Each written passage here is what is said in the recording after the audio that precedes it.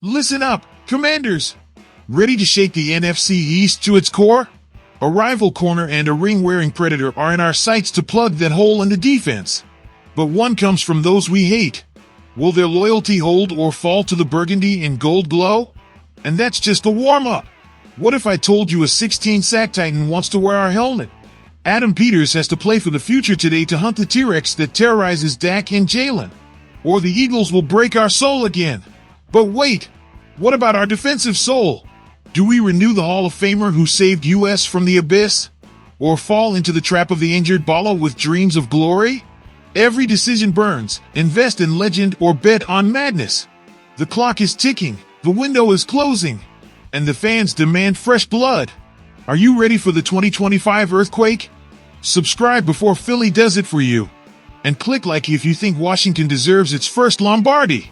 We need to talk about the free agents who can change everything for the Commanders. Do you think the Washington Commanders are going to make a splash in free agency? Because I'm telling you this, there are two names that nobody is mentioning, and they are key pieces to building an elite team. Yes, you heard me right. Forget just looking for a receiver for Terry McLaurin. The defense needs fresh blood right now. And today, we break down the sneaky good signings Adam Peters must make. That's right, I'm talking about Jordan Lewis and Carlton Davis III. Let's start with Jordan Lewis, the Cowboys corner.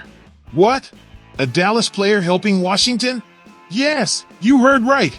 I ask you, why the heck have the Commanders had a secondary that looks like a sieve for years?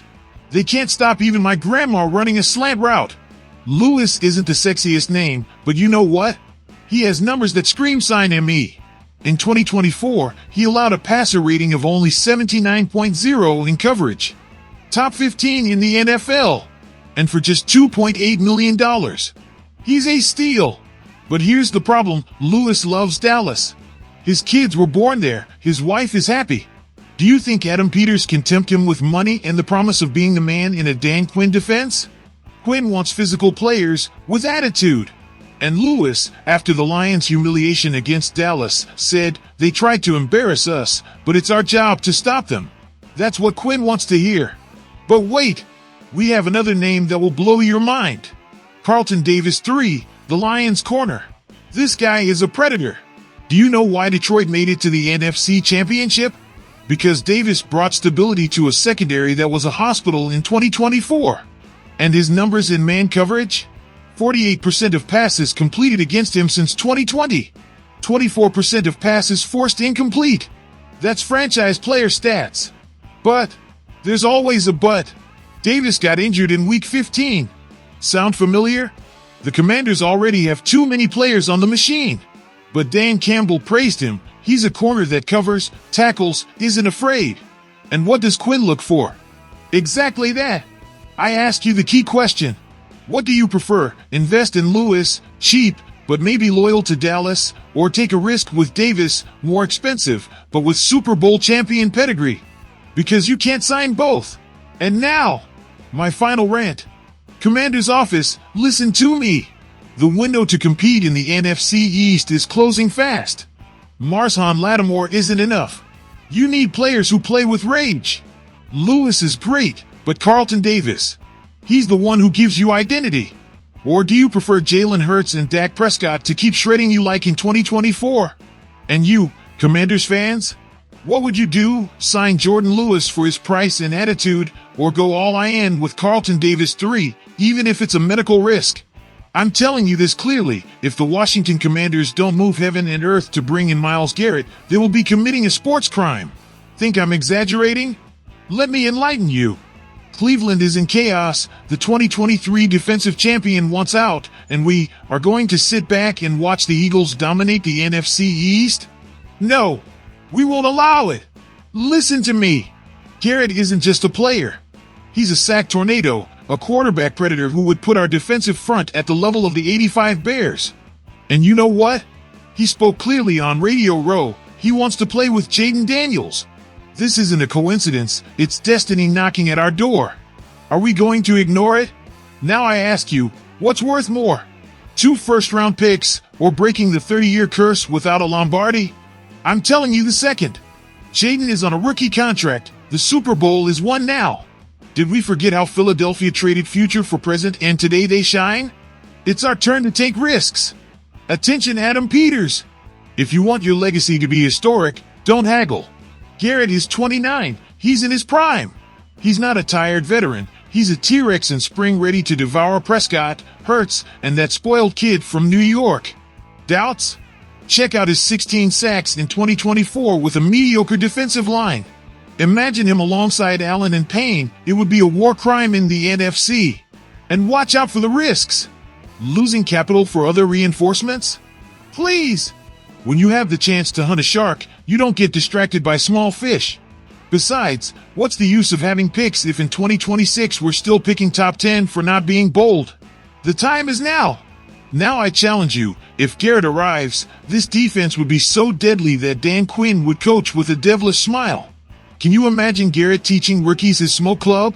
It would be a destruction seminar sponsored by Commanders. Final warning, if Philadelphia could with Reddick, we can and must surpass them. Adam Peters has the fans' blank check. Don't regret in November what you didn't do in February. And now, I beg the faithful. Would you support trading the first picks of 2026 and 2027 for Garrett even if it means not signing a star corner in 2025? Bobby Wagner, the cultural pillar who arrived in 2024, and the storm brewing if he decides to leave. Will they retain him? Or does Adam Peters already have an ACE up his sleeve? Let's get to the point. First things first, where would this team be without Bobby Wagner? I'll tell you, in the abyss. This man didn't just bring tackles or leadership. He changed the culture. With Dan Quinn and Jaden Daniels, Wagner was the soul of this defense. And now his contract is up. Do you really think Washington can afford to lose him? I don't think so. But what if it happens? Here comes Dre Greenlaw. Does the name ring a bell? Of course it does. Matt Burrows of The Athletic linked him with the Commanders, and guess who drafted him in 2019? The same Adam Peters. Yes, the GM who is revolutionizing this team. Greenlaw wants to be the boss of a linebacker corps, and in San Francisco. He was always in Fred Warner's shadow. See the opportunity? I do, but beware, he's broken. I'll break down the stats. Greenlaw in 2024, 2 games before falling with a calf injury, and that after recovering from a torn Achilles tendon in the Super Bowl. Risk? Like a coin flip. But, you know what? When he's healthy, he's a monster. Remember Azeez Al-Shaair in Houston? That's how big his impact could be. Now, I ask you, is it worth trading a future Hall of Famer like Wagner for an injured talent like Greenlaw? I say no. Wagner doesn't just stop runs. He's the defensive brain. Do you want to risk losing that veteran presence for a maybe? But Adam Peters doesn't think like US. He played with Greenlaw in San Francisco, and you saw how he signed Luvu and Wagner. Don't underestimate his nose. The monetary dilemma, both would cost nearly $7 million. Can they pay both? Sure. But Burrows suggests it would be one or the other. And if Wagner asks for more, how far does Peters' loyalty go? They warned you this 2025 would be a roller coaster. My final verdict, keep Wagner at all costs. Yes, Greenlaw is young and hungry, but Wagner is synonymous with stability. Do you really want to bet on a player who hasn't been able to stay healthy for 2 years? I don't. But what if Peters sees something we don't? And now, the key question for you, fans. What would you do? Renew Bobby Wagner for 1 more year, or sign Dre Greenlaw as a future project? Commanders Nation, the team's future is in your hands. First decision, would you sign Jordan Lewis for his affordable cost and proven experience, or do you prefer to take the medical risk with Carlton Davis III for his high-impact potential? What do you prioritize for the secondary, stability or calculated risk? Second move, would you accept trading the first picks of 2026 and 2027 for a player like Garrett, even if it means not signing a star corner in 2025? Is it worth sacrificing the future for an immediate defensive boost? Third choice, would you renew Bobby Wagner for his leadership and veteran presence, or would you sign Dre Greenlaw as a long-term project?